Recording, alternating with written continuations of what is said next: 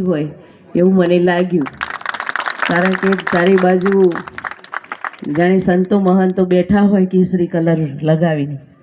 એટલે આમ તો આ જે નવયુવાનો બેઠા છે એમને ખાસ કહેવાનું કે તમે તમારા બાપ દાદાઓને પૂછજો કે તમને અહીંયા સુધી લાવવા માટે એમણે કેટલી મહેનત કરી છે, ત્યારે આટલા સ્ટેજ બન્યા છે, તમારું સન્માન થાય છે.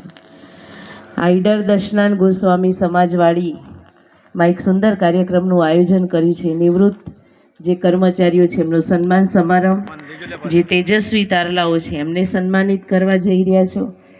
અને આ 7મો તમારો જે સ્નેહ મિલન છે એમાં ઉપસ્થિત મંચ પર સૌ મહાનુભાવો, અમારી સાથે નોકરી કરતા હતા રાજેન્દ્રગીરી ગોસ્વામી, એ સાથે લઈને આવ્યા હતા. ગઈ વખતે એમણે ટાઈમ માગ્યો હતો પણ મારી ગેરહાજરી હતી.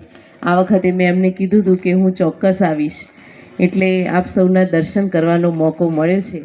એટલે આપ સૌની વચ્ચે